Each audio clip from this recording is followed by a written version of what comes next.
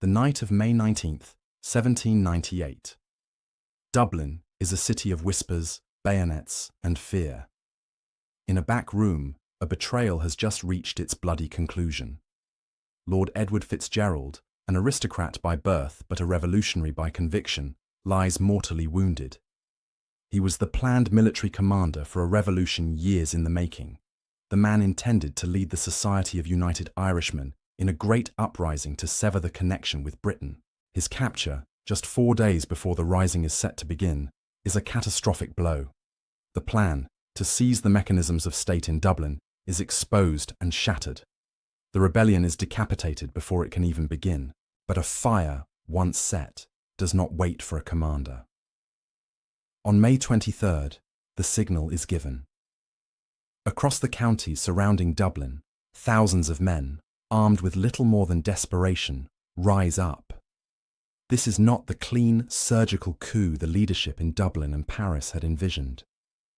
This is a spontaneous, chaotic eruption of rural fury. This is not a foreign war. It is a civil conflict, pitting neighbour against neighbour, and it will be fought with a savagery that will leave a permanent scar on the memory of a nation. The forces of the Crown are already in motion. This is not just an army of redcoats, of British regulars dispatched from the continent. In Ireland, the Crown's power rests on a layered and volatile foundation. There is the Irish militia, a conscripted force of some 30,000, Protestant officered but of suspect loyalty. And then, there is the yeomanry. This is the true face of the loyalist cause at the local level. They are a part-time volunteer force, fiercely loyal to the Crown, often drawn from the ranks of the hard-line Orange Order. They are the men who know the terrain, who know the people, and who will prosecute the coming war with the intimate, personal brutality reserved for a family feud. This is the tinderbox. The United Irishmen, inspired by the revolutions in America and France, are an organization built on a radical, non-sectarian ideal to unite Protestant, Catholic, and Dissenter under the common name of Irishmen. Their intellectual founder, Theobald Wolfe Tone, a Protestant lawyer, is in Paris, desperately trying to secure a French invasion fleet. He believes that only the intervention of a professional external army can focus the rebellion and prevent it from descending into a sectarian bloodbath. He is about to be proven tragically correct. As the scattered risings around Dublin are crushed with predictable speed and ferocity, the spark of rebellion finds new, fertile ground. It leaps south to the county of Wexford. Here, the oppression has been a daily grinding reality. Here, the yeomanry have been waging a campaign of preemptive terror, burning chapels and homes to root out suspected rebels. One such act of arson, at the chapel of a priest named Father John Murphy, will ignite an inferno that will consume 30,000 lives in less than 3 months. The failed political rising is over. The People's War is about to begin. Father John Murphy was not a natural revolutionary. He was a man of God, a Catholic priest in the village of Boulavogue, County Wexford. He had, at first, preached caution, urging his flock to obey the law and surrender any hidden arms. But the law, in the spring of 1798, was not an abstract concept. It was the yeomanry cavalry, patrolling the green lanes, wielding sabre and torch. When they burned his chapel to the ground, they burned away the priest's reservations. A new militant leader was born from the ashes. The men who gathered around him were not soldiers. They were farmers, fishermen, and labourers. They were a mass, untrained peasant army, driven from their homes by the terror tactics of the local loyalist forces. They had no uniforms, no supply lines, and no grand strategy. What they had was rage, and they had the pike. This was the iconic weapon of '98, a 12-foot wooden shaft, cheap to make, topped with a deadly steel tip.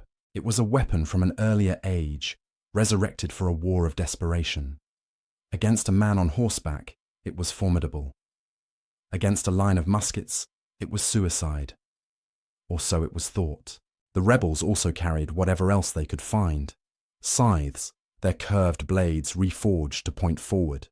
Pitchforks, the simple tools of the harvest, now intended for a different kind of reaping.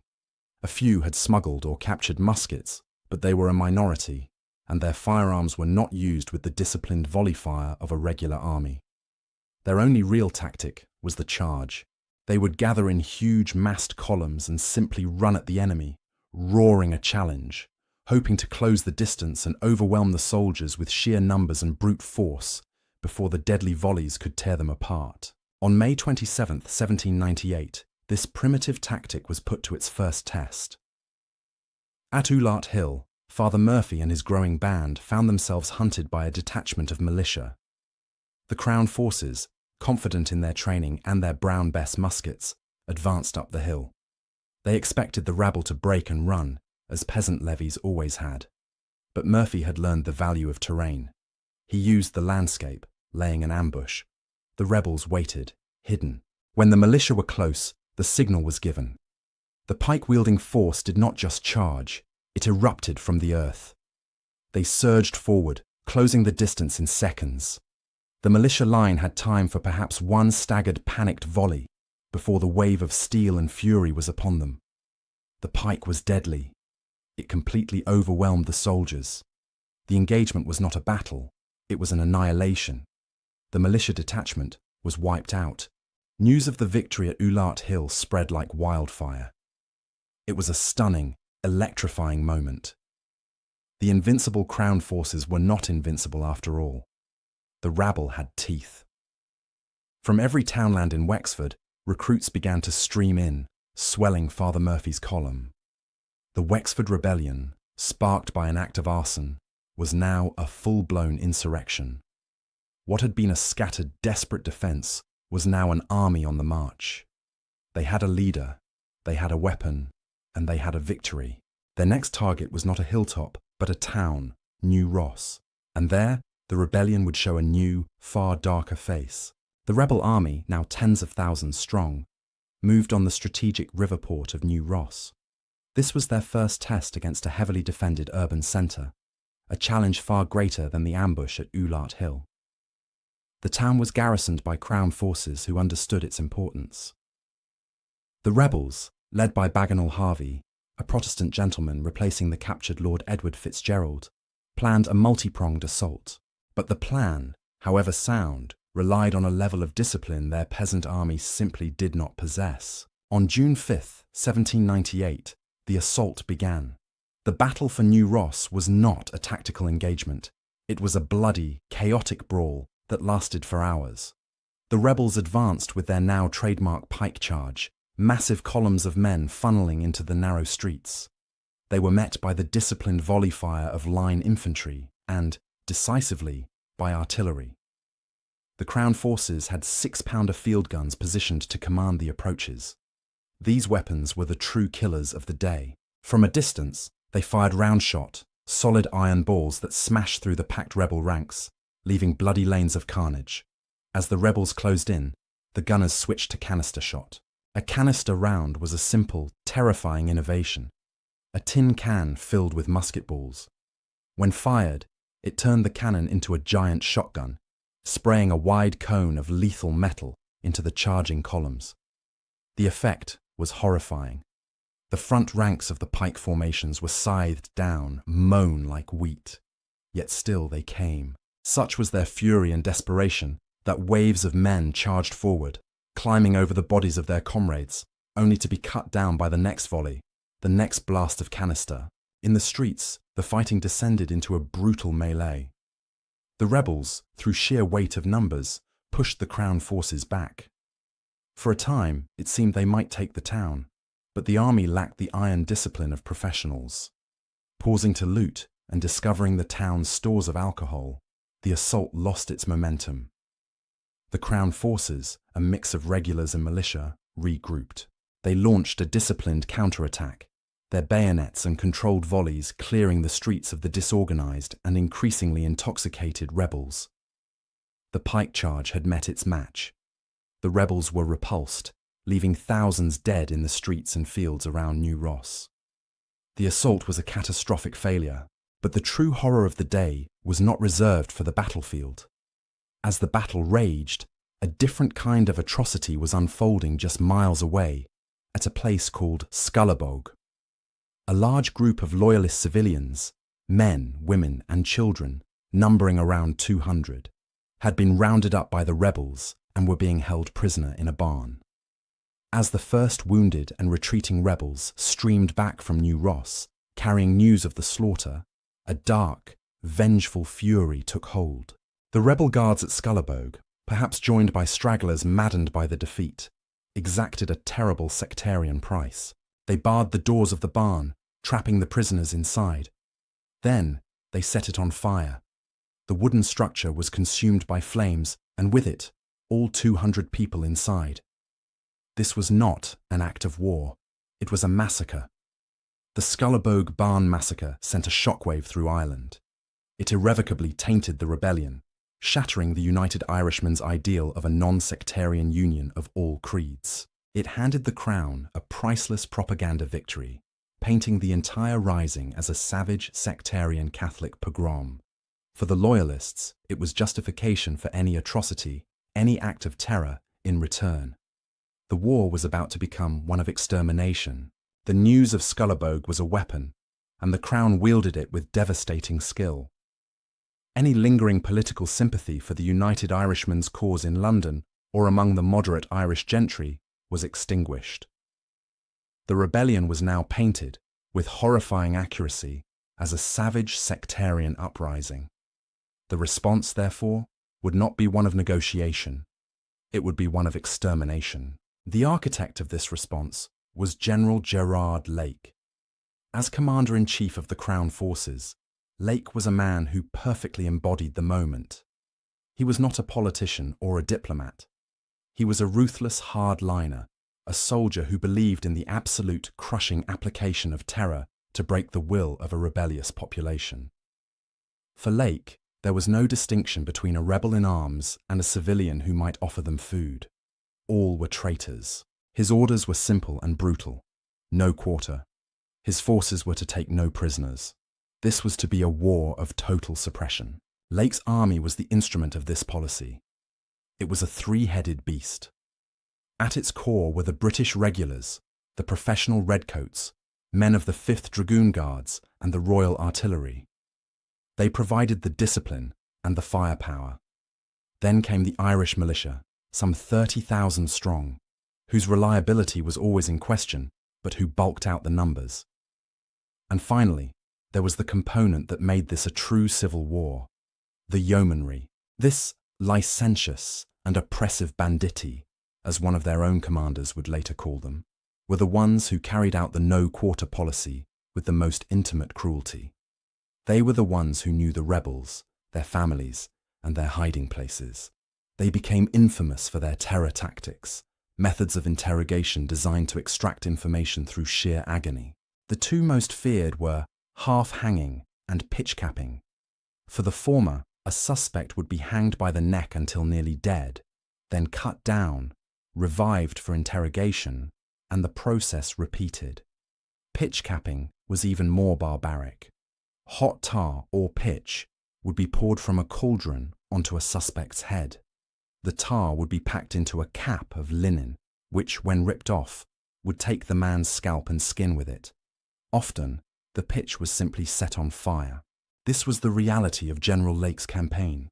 It was not a war of formations and battles alone. It was a war of house-burning, summary execution, and systemic torture. In the face of this onslaught, the rebellion's surviving leaders, including the priest commander Father John Murphy, made a fateful decision. They consolidated their forces. Instead of remaining as mobile, scattered bands, they gathered their entire strength, and the civilian population that followed them, into one great, sprawling camp. They chose a large, prominent hill outside the town of Enniscorthy, Vinegar Hill. This was not a fortress. It was a refugee camp. At its peak, between 20 and 30,000 people crowded its slopes, men, women, and children. The fighting men, perhaps 20,000 strong, were armed with their pikes and captured muskets. They built a crude perimeter, but they had no real military structure, no supply lines, and crucially, no answer to artillery. General Lake saw this concentration not as a threat, but as an opportunity. The entire rebellion had gathered itself in one place. Here, he could bring his professional army and his decisive weapon, the 6-pounder cannon, to bear. He could annihilate the insurrection in a single devastating blow. By mid-June, Lake was methodically moving his forces, a combined army of 13,000 troops, into position. A ring of steel was closing around Vinegar Hill. June 21st, 1798. Dawn breaks over County Wexford. On the slopes of Vinegar Hill, the vast rebel camp stirs. This collection of tens of thousands, a mix of fighters and their families, has become the symbolic and literal heart of the rebellion. From the summit, they can see the glint of steel and the scarlet lines of Crown forces assembling in the fields below. General Lake has them. His plan is a classic pincer movement designed to encircle the hill completely, cut off all escape, and then obliterate the rebel army.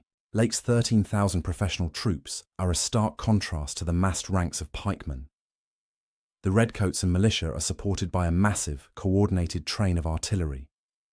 The 6-pounder field gun, which had proven so decisive at New Ross, is here in force. As the sun climbs, the British guns are moved into position, unlimbered, and aimed at the packed human targets on the hillside. The battle begins, not with a musket shot, but with a deafening, rolling thunder. The British cannons open fire. This is not a precise duel. It is a bombardment. Round shot tears through the rebel camp, smashing into the crude defensive lines and the panicked crowds behind them. The sound is overwhelming, a continuous, concussive boom echoing across the countryside, a sound of industrial, impersonal slaughter unleashed on a pre-industrial army. The rebels have no answer to this. Their few captured cannons are poorly served and quickly silenced. Their only tactic, the pike charge, is useless. They cannot charge guns they cannot reach, guns that are systematically ripping them to pieces from a safe distance. They can only huddle behind what little cover they can find, as the air fills with the hiss of flying iron and the screams of the wounded. After the bombardment has done its work, softening the target and sowing terror, the infantry advance begins. The redcoats move forward with disciplined, mechanical precision, their lines perfectly dressed. As they get closer, the rebels who have survived the artillery prepare for the charge. Great masses of pikemen, led by Father Murphy himself, surge down the hill, hoping to break the scarlet lines before they can fire. Now, the artillery's role changes. The gunners switch to canister shot. At this closer range, the 6-pounders become giant shotguns.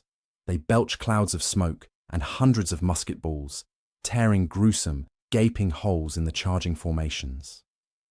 The front ranks of the pike columns cease to exist, dissolving into a red mist.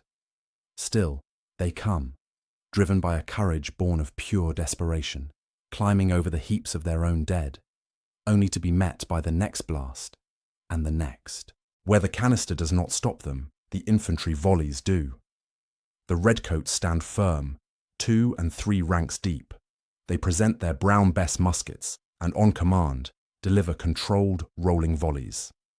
The sound is a deafening crackle, a wall of lead that shatters the pikes and breaks the charge.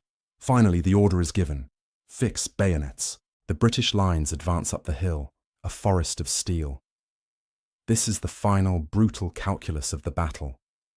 The pike, so effective against a broken formation at Ular, is now pitted against the musket and bayonet in the hands of a disciplined soldier. The redcoats, firing and advancing, push the exhausted, demoralized, and decimated rebels back. The camp is overrun. The battle becomes a rout. The rebel army breaks. Thousands stream from the hill, seeking any avenue of escape. They find one. In the chaos of the morning, one part of Lake's pincer, the force under General Needham, had been slow to arrive. The gap in the encirclement, which would become known as Needham's Gap, allows thousands to flee. But for those who do not, the policy of no quarter is brutally enforced. Wounded rebels are bayoneted where they lie. The pursuit is relentless. The rebellion in Wexford, as a coherent military force, is broken, bleeding, and scattered to the winds. The Battle of Vinegar Hill was over, but the slaughter was not. The pursuit began immediately. General Lake's dragoons, and in particular the local yeomanry cavalry, thundered out from the battlefield, fanning across the countryside. This was not a roundup of prisoners. It was a hunt. The order of no quarter was still in effect, and the yeomanry, with their intimate knowledge of the terrain and personal scores to settle, carried it out with terrifying enthusiasm. For miles, fleeing rebels were sabred from their horses. They were cut down in the fields, dragged from ditches, and killed without ceremony. The landscape of Wexford, already scarred by weeks of localized burning and killing, became a vast killing field. The Crown forces were not just defeating an army, they were purging a population. In the immediate aftermath, Enniscorthy and the surrounding villages were subjected to a wave of loyalist retribution. Houses were torched, suspects rounded up, and summary executions became the order of the day. The leaders of the rebellion were hunted with special vigour. Father John Murphy, the priest who had become the heart of the Wexford Rising, was captured. His fate was sealed. He was tried, executed, and made into a grotesque example. His body was displayed as a warning, a symbol of the Crown's absolute and brutal victory, meant to terrorize any who still harbored thoughts of resistance. Into this landscape of smoke, ash, and blood rode a new figure. In June 1798, just as Lake was cornering the rebels at Vinegar Hill, a new Lord Lieutenant and Commander-in-Chief arrived in Ireland, Lord Cornwallis.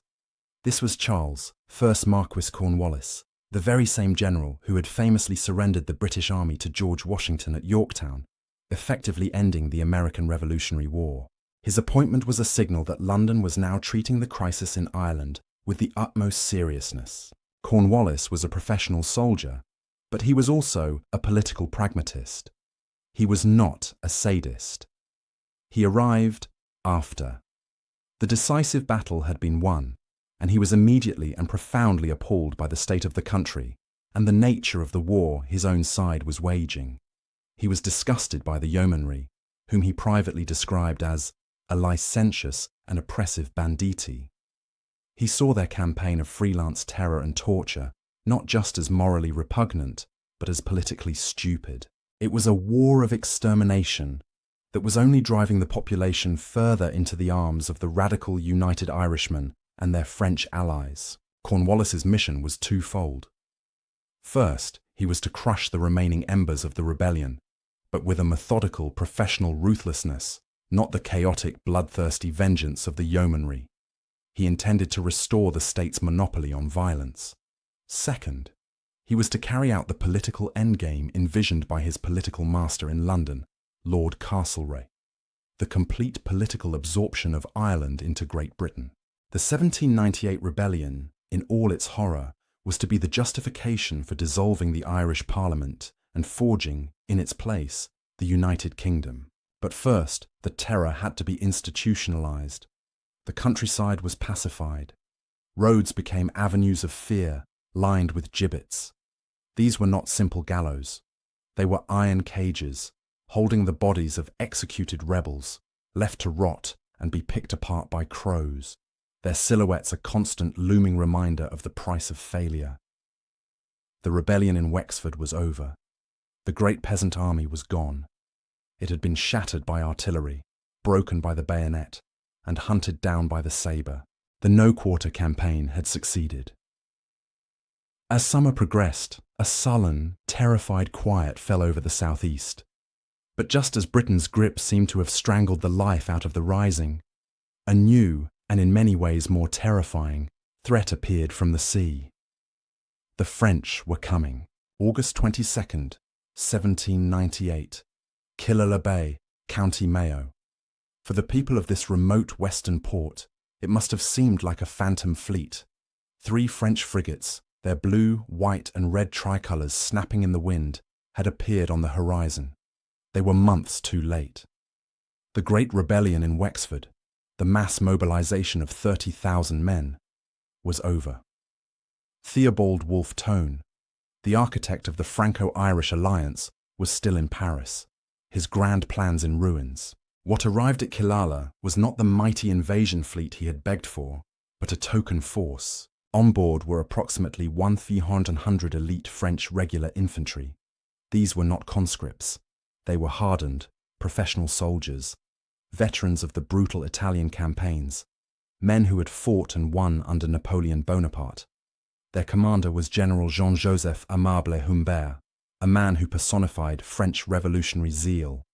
He was bold, aggressive, and utterly contemptuous of the aristocratic armies of the Ancien Régime. He had come expecting to link up with a functioning, organized rebel army. Instead, he found a cowed, terrified population, a region just as brutalized by loyalist suppression as Wexford, and a rebellion that was, for all intents and purposes, dead. Undeterred, Humbert disembarked his tiny army. He was a revolutionary, and his mission was to export that revolution. He was joined by what local Irish recruits he could muster, a poor, untrained, and badly armed shadow of the great pike columns of Wexford. With this small hybrid force, Humbert did the unthinkable. He advanced. The Crown forces in the west, primarily composed of Irish militia and local yeomanry, were commanded by the same General Lake who had presided over the slaughter at Vinegar Hill. He was supremely overconfident. This was a sideshow, a minor French nuisance to be swatted. On August 27th, a Crown force of several thousand, significantly outnumbering Humbert, moved to intercept the Franco-Irish column at the town of Castlebar. What happened next would become one of the most humiliating episodes in the history of the British-led forces in Ireland. The battle began. Humbert, using the professional tactics of his veteran infantry, launched an aggressive, disciplined attack. The French regulars advanced, not in a wild charge but with controlled speed, firing and moving, their bayonets fixed. Faced with this small band of battle-hardened professionals, the numerically superior Irish militia, the same force that had been conscripted to fight for the Crown, did the inexplicable. They panicked. Their line did not just bend, it shattered. It dissolved into a frantic, terrified rout. The soldiers threw down their muskets, abandoned their artillery, and ran. The panic was infectious, spreading to the yeomanry. The retreat became a full-blown stampede, a desperate, headlong flight that did not stop for miles. The entire Loyalist army disintegrated. This ignominious event would be forever burned into memory as the races of Castlebar. General Humbert, with his tiny expeditionary force, had routed a major Crown army, captured the town, and seized its supplies, including several cannons. The effect was electric. A wave of panic ripped through Dublin Castle. Lord Cornwallis, who had been methodically pacifying the country, was enraged. A handful of Frenchmen had just exposed the rotten core of the Crown's local forces and single-handedly resurrected the rebellion. For a brief, shining moment, it was the year of the French. The rebellion was alive again. But now, it had the full, undivided attention of Lord Cornwallis and the main, professional field army of the British Crown. The victory at Castlebar was spectacular, but General Humbert was a pragmatist. He knew his tiny force, now numbering perhaps 2,000 with his Irish recruits, could not hold a town in the west of Ireland indefinitely. He had won a battle, not a war. His only hope was to use the momentum of his victory to reignite the entire rebellion, to march east toward Dublin and link up with the thousands of disaffected rebels he believed were waiting for a professional corps to rally around. He declared a Republic of Connaught and began his desperate march. But the man now moving against him was not the panicked General Lake. It was Lord Cornwallis, and he was taking no chances. The humiliation of the races of Castlebar had enraged him, confirming his low opinion of the militia and yeomanry. He would crush this French incursion himself, and he would do it with the overwhelming, methodical force of a sledgehammer. Cornwallis assembled a massive army, tens of thousands of regular British troops, and began to move. This was no longer a counterinsurgency operation. It was a campaign against a professional enemy, and Cornwallis, the veteran of the American War, was a master of logistics and maneuver. He did not race to meet Humbert, he moved to trap him. His columns marched to cut off Humbert's routes, to herd him, and to eventually corner him where his superior French tactics would be negated by sheer, overwhelming numbers. Humbert's march became a desperate flight. He pushed his men hard, first east, then northeast, frantically trying to find a clear path to the Midlands where the rebellion had briefly flared. But everywhere he turned, he found his route blocked by disciplined columns of redcoats. The local population, cowed by the memory of Wexford and the gibbets that now lined the roads, did not rise en masse to join him. A few hundred here and there, yes, but not the revolutionary wave he had been promised. He was alone, deep in enemy territory, and the trap was closing. The chase finally ended on September 8th, 1798, at the village of Ballinamuck in County Longford. Humbert, his men exhausted, his Irish allies poorly armed and demoralised, found his path blocked by Cornwallis's advance guard. He had no choice but to turn and fight. He formed his 100 French regulars into a line, their backs to a bog, and prepared to meet the might of the British Empire. The Battle of Ballinamuck was short, brutal, and inevitable. It was a mismatch on a colossal scale. Humbert's veterans, as professional as they were, could do nothing against the thousands of regulars and the massed artillery batteries Cornwallis brought to bear. The French fired their volleys, but they were simply swamped. After a brief token resistance to satisfy his soldiers' honour, General Humbert surrendered his entire French force. But for the Irish allies who had fought alongside them, a different fate was reserved. Here, the grim distinction of the 1798 rebellion became brutally clear. Lord Cornwallis accepted the surrender of the French soldiers. They were professionals, fighting for their country. They were treated as prisoners of war, given quarter, and would eventually be repatriated to France. The Irish rebels who were captured alongside them, however, were given no such courtesy. In the eyes of the Crown, they were traitors. They were not soldiers, they were rebels, and the policy for rebels was still no quarter. The battle was followed by a massacre. The captured Irish were executed. They were sabred by the cavalry or rounded up and killed. The brief, hopeful and chaotic year of the French was over, ending, as the Wexford Rising had, in a field of slaughter. The final nail in the rebellion's coffin had been hammered home. The fire of the rebellion was out. The peasant armies were shattered, their pikes broken, their leaders decorating the gibbets of Wexford. The French expedition, which had flared so brightly at Castlebar, had been extinguished at Ballinamuck. For any rational observer, the war was over. But for one man, the ideological father of the entire movement, the fight continued. Theobald Wolfe Tone, the Protestant lawyer from Dublin, was still in France.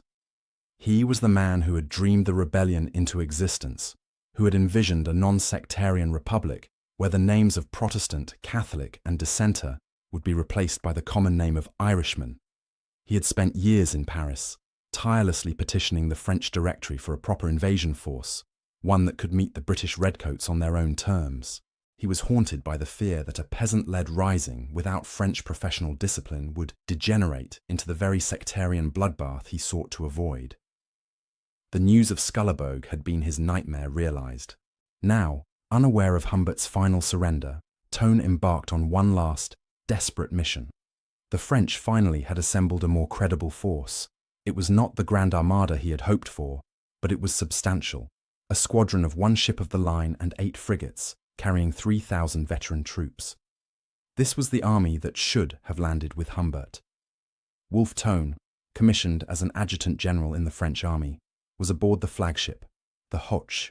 His fate, however, would not be decided by pikemen or cannons. It would be decided by the true masters of Britain's power, the Royal Navy. The wooden walls of England had maintained a relentless blockade of French ports, strangling their maritime ambitions. As Tone's squadron approached the coast of Donegal in October 1798, they were spotted and intercepted by a powerful British naval force. The ensuing naval battle, off Tory Island, was a hopeless mismatch. The French fleet was outgunned and, after a ferocious resistance, systematically shattered. The Hoche, Tone's flagship, fought valiantly for hours, but it was a floating wreck. Battered, dismasted, and surrounded, the French commander surrendered. Wolfe Tone had fought bravely on the deck, in his French officer's uniform. He was now just another prisoner of war. The captured French ships were brought into Lough Swilly in Donegal. The prisoners were landed, and among the column of dejected French officers, a familiar face was recognised by a former acquaintance. Theobald Wolfe Tone, the most wanted man in Ireland, was arrested. The irony was bitter. He was not captured leading a triumphant Republican army into Dublin, but dragged from the wreckage of a failed naval skirmish. He was transported to Dublin and put on trial for high treason. He appeared in court wearing his French uniform, defiant to the last. He argued that as a commissioned officer in the French army, he should be treated as a prisoner of war. The court disagreed. He was Theobald Wolfe Tone, a British subject, and he was a traitor. He made one final request. If he was to die, he asked to be shot by a firing squad, the honourable death of a soldier. The court denied him. He was sentenced to the most degrading death the state could devise, to be publicly hanged, drawn, and quartered. Wolfe Tone would deny them the spectacle. He would not end his life on a gibbet, a criminal's end. In his prison cell, he cut his own throat, likely with a penknife. He died slowly, in agony, days later on November 19, 1798. With his death, the spirit of the United Irishmen was truly broken. The aristocratic leader, Fitzgerald, was dead. The peasant leader, Father Murphy, was dead. And now the intellectual founder, Wolfe Tone, was dead. The revolution was over. The military campaign of suppression had concluded. Now the political campaign of absorption could begin. The war was won, but the Irish problem remained. The rebellion, in its sheer savage scale, had terrified the British establishment. It had been a bloody civil conflict on the Crown's very doorstep, a peasant war of a kind Britain had not seen in centuries. Worse, it had coincided with the rise of revolutionary France, proving that Ireland was a backdoor for invasion, a critical vulnerability in the war against Napoleon. The old system of governing Ireland through a loyal but semi-independent Protestant-dominated parliament in Dublin had failed catastrophically. The men tasked with forging a new solution were the two most powerful figures in Ireland: Lord Cornwallis, the military commander, and Lord Castlereagh, the chief secretary for Ireland. Castlereagh, in particular, was the political architect of the new order. He was a cold, brilliant pragmatist. He had watched the 98 Rising unfold, and he drew a simple, ruthless conclusion. Ireland could no longer be trusted to govern itself. The only way to ensure its loyalty, to secure Britain's western flank, and to prevent a repeat of the sectarian bloodbath, was to extinguish Ireland's political independence entirely. The goal was a full political union. The Irish Parliament would be dissolved, and Ireland would be ruled directly from Westminster as an integral part of a new United Kingdom. The horror of the rebellion was the very tool Castlereagh would use to achieve this. He argued that the savagery of the conflict, from the pikes of Wexford to the massacres at Scullerberg, proved that the sectarian hatreds between Protestant and Catholic were too deep to be managed by a local assembly. Only the impartial hand of the Imperial Parliament in London could govern the island fairly and prevent its factions from tearing each other apart. Cornwallis, the soldier, was the enforcer of this policy. He still held the country under military law, but his true battle was now political. He despised the yeomanry and the loyalist ascendancy class, whose corruption and cruelty, he believed, had caused the rebellion in the first place. But he was loyal to his government. His task was to use the stick of martial law and the carrot of compensation and patronage to force the Act of Union through that very same Irish Parliament. It was a campaign of political bribery on a staggering scale. Titles were offered, lands were promised, and vast sums of money were paid to buy the necessary votes from the very Protestant landowners who had just suppressed the Rising. They were, in effect, being paid to vote their own parliament and their nation's nominal independence out of existence. The cost of this political solution was tallied against the staggering human cost of the war it was built upon. In just over 3 months of fighting, from May to August, The death toll was almost beyond comprehension. Modern estimates place the number of dead between 30,000 and 50,000. This was not a war of distant colonial skirmishes. This was a concentrated industrial-scale slaughter in a small rural country. The figures dwarf those of contemporary European battles. More people died in the Irish Rebellion of 1798 than in many of the major campaigns of the Napoleonic Wars that would follow. This is perhaps why the rebellion haunts the margins of British military history. It is the war Britain wants to forget. It is not a glorious tale of redcoats standing firm against a foreign tyrant. It is a story of civil war, of torture, of massacres committed by all sides, and of a suppression so brutal it could only be classified as a campaign of terror. It was a domestic horror, a family affair fought with a level of savagery that was an embarrassment to the enlightened age. The political union was Castlereagh's answer, a political tombstone placed over the mass graves of 1798. The memory of 1798 is not just one of political failure and mass death. It is a visceral memory of steel, fire, and sound. The rebellion was a clash of two different ages. On one side stood the pike, the iconic weapon of the United Irishmen. It was a simple, ancient tool of war, a 12-foot shaft of wood with a steel point. It was a weapon of the people, cheap to forge in a village smithy, and it represented a raw, pre-industrial fury. In the hands of a charging mass, as seen at Ular Hill, it was a terrifying thing, a wave of points that could overwhelm a line of staggered soldiers.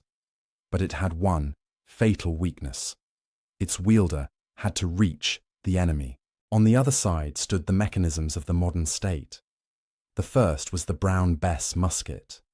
This was the standard firearm of the redcoat. It was a smoothbore, inaccurate at any real distance, and slow to reload. But its power was not in individual accuracy. Its power was in the volley. When hundreds of men stood shoulder to shoulder in a disciplined line, firing as one, they created a wall of lead that no pike charge could easily penetrate. It was the sound of order, of training, and of state power. The sound was a deafening boom, followed by a terrifying hiss as the cloud of metal flew through the air, mowing down the front ranks of the charging rebels, turning brave men into a red ruin. This was the sound that haunted the survivors. The pike charge was a tactic of the 17th century. Canister shot was a chilling preview of the industrial warfare of the 19th. This technological superiority was backed by a policy of psychological terror, designed to break not just the rebel armies, but the will of the people who supported them. The yeomanry's tactics were infamous. Pitch capping, the act of pouring hot tar onto a suspect's head and setting it aflame, was not just torture. It was a form of symbolic disfigurement. Half-hanging was a tool of interrogation taken to its absolute limit, a repeated ritual of death and revival. These were not the regrettable excesses of a few rogue units. They were a widespread and accepted part of the no-quarter campaign General Lake had unleashed. And after the battles were over, the terror continued. The gibbet, that iron cage holding the rotting corpse of an executed rebel, was placed at crossroads and on hilltops. It was a permanent, stinking, crow-picked advertisement for the price of treason. It was this combination, the overwhelming firepower of the state's army and the intimate, sadistic cruelty of the local loyalist forces, that crushed the 1798 rebellion. It was this that made it a true civil war, a conflict so brutal and personal that its memory would be suppressed for generations, a story of a bloody family feud on Britain's own doorstep. The 1798 rebellion was over. The gibbets stood as silent warnings, the fields were freshly scarred, and the smoke had cleared to reveal a fundamentally changed political landscape. The butcher's bill was staggering, between 30 and 50,000 dead in a matter of months. This was a demographic catastrophe, a culling that left few families untouched. The war had been a convulsion of extreme violence, a civil conflict fought with the passion of a religious war and the brutality of a personal feud. Now, Lord Castlereagh's political endgame was put into motion. With the country pacified by Lord Cornwallis's professional army, the Irish Parliament was presented with its own death warrant. The Act of Union, the very policy the United Irishmen had risen to prevent, was now presented as the only logical solution to the chaos. Castlereagh's argument was simple. The rebellion had proven that Ireland, riven by sectarian hatred, was ungovernable on its own. The massacres at Scullabogue on one side, and the rampant state-sanctioned terror of the yeomanry on the other, were his exhibits A and B. Through a masterful campaign of political pressure, intimidation, and outright bribery, the Act of Union was passed in 1800. The Irish Parliament in Dublin voted itself out of existence. On January 1st, 1801, the United Kingdom of Great Britain and Ireland was born. The rebellion, which had begun as a radical, enlightened project to create an independent Irish republic, had failed in the most catastrophic way possible. It had not only been crushed, it had served as the direct justification for Ireland's full political absorption into the British state. The greatest casualty, however, was not the Parliament. It was the idea at the heart of the rebellion, the common name of Irishman. Theobald Wolfe Tone's dream of a non-sectarian union of Protestant, Catholic and Dissenter was dead. It had been burned to ashes in the barn at Scullabogue and shredded by the sabres of the Orange Yeomanry. The rebellion's descent into a sectarian bloodbath, followed by the Crown's brutal sectarian-tinged suppression, had poisoned the well. The 19th century in Ireland would not be defined by the united republicanism of '98, but by a new, harder sectarian divide. And so, the 1798 rebellion was largely erased from popular British military history. It was not a proud chapter. It was not a story of redcoats forming a thin red line against a foreign tyrant, as the Napoleonic Wars would be. It was a domestic horror. It was a story of torture, of house burnings, of no-quarter campaigns against its own subjects. It was the story of a civil war on Britain's doorstep, suppressed with a level of ferocity that left a scar too deep to be comfortably examined. The staggering death toll, the accounts of pitch-capping and burning barns, were all quietly filed away, overshadowed by the grand, sweeping drama of the wars against France. But in Ireland, the memory never faded. It went underground, festering, becoming the foundational trauma and the heroic myth for new generations of revolutionaries. The pike, the symbol of 1798, would be hung on the wall, waiting until the next rising. Thanks for watching. If you found this story fascinating, please hit the like button, subscribe for more, and share your thoughts in the comments. We'll see you in the next video.